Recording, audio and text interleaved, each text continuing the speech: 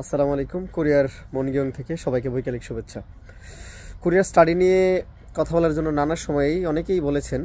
তো আজকে একটা প্রোগ্রামে আসলাম, হঠাৎ করেই মনে হলো যে একটু সময় পেলাম, বলি দুটো কথা বলার আগে আমি একটু দেখাই নেই চারপাশে আসে। জায়গাটি হচ্ছে সিউল থেকে 2-2.5 ঘন্টা দূরত্বে অবস্থিত মনগিয়ং। এখানে এটা মূলত একটা ছোট করে একটা আর্ট হল। এখানে একটু পরে হচ্ছে আমার শো, অনেকেই জানেন, আর যারা জানেন না তাদের উদ্দেশ্যে বলা, আমি তো মূলত মূকাভিনয় করি। এখানেও আমার শিল্প চর্চাই মূলত আমার ইনকাম সোর্স, এবং এখানে এটা আমার মন প্রাণ ধ্যান জ্ঞান যেভাবে বলেন না কেন, এবং as well as income source. তো এই জন্যই মূলত আজকে এখানে শো করা উইথ টিম। ও পিছনে অনেক বড় পাহাড়, আমি একটু ক্লোজ করে দেখাই। এখন প্রায় সন্ধ্যা, এই জন্য সূর্য পড়ে গেছে, আলো পড়ে গেছে, মানে সূর্য এখনো আছে, কিন্তু এত উঁচু পাহাড়ের ওই পাশে হয়তো বা সূর্য, অর্থাৎ এই পাহাড় সূর্যকে ঢেকে রেখেছে, এইভাবেই বলা চলে। এবং এই পাশেও ঠিক পাহাড়, এবং পাহাড়ের উপরে এই যেহেতু এটা একরকমের ট্যুরিস্ট স্পট, ওখানে ওইভাবেই তৈরি করা ট্যুরিজমকে আরও বেশি মানুষের সাথে কানেক্টেড করার জন্য, এবং আরও বেশি পরিমাণে যাতে মানুষ কোরিয়ার অন্যান্য প্রান্ত থেকে এবং অন্যান্য দেশ থেকে আসে এবং এই এরিয়াটিতে যেন এসে ভ্রমণ করে, এই জন্য টুরিস্ট উপযোগী করে রাখা হয়েছে। এখানে প্রচুর ছোটো ছোটো মোটেল রয়েছে, কম দাম, বেশি দাম, মাঝারি দাম। তো যাই হোক, প্রথমেই যেটা দিয়ে শুরু করেছিলাম সেটি হচ্ছে পড়াশোনা সংক্রান্ত বিষয়ে। ইদানিংকালে কোরিয়াতে কিন্তু অনেক স্টুডেন্ট আসছে, বিশেষ করে লাস্ট 2টা সেশন, ফেব্রুয়ারি মার্চ ইনটেক, অনেকেই জানেন, সেপ্টেম্বর সেশন, এই 2টা ইনটেক হচ্ছে এখানে ইউরোপের অন্যান্য দেশের মতোই এখানে স্টুডেন্টরা আসে। এবং এই 2টা সেশনে হচ্ছে কিন্তু প্রচুর, মানে আমার জানা মতে, দেখা মতে প্রচুর স্টুডেন্ট আসছে, অনেক স্টুডেন্ট এসেছে।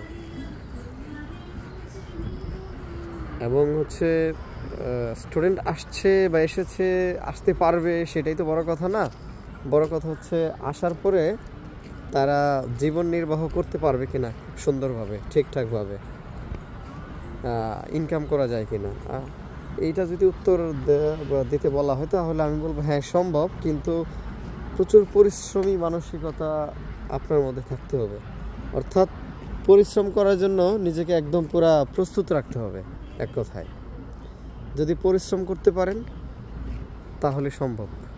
এখানে ইনকাম করে নিজে থাকতে পারবেন, পাশাপাশি ঠিক এইটাও বলা চলে যে আপনি ফ্যামিলিকে, অর্থাৎ এখানে ইনকাম করে নিজে চালিয়ে, তারপরে আপনার পড়াশোনার খরচ চালিয়ে ফ্যামিলিকেও কন্ট্রিবিউট করতে পারবেন মোটামুটি। এটা সম্ভব, কিন্তু তার জন্য প্রচুর পরিশ্রমের মানসিকতা থাকতে হবে। এখানে হার্ডওয়ার্ক করতে হয়, নিজেকে রান্নাবান্না করতে হয়, পড়াশোনা করতে, সব কিছু মেনটেন করতে হয়।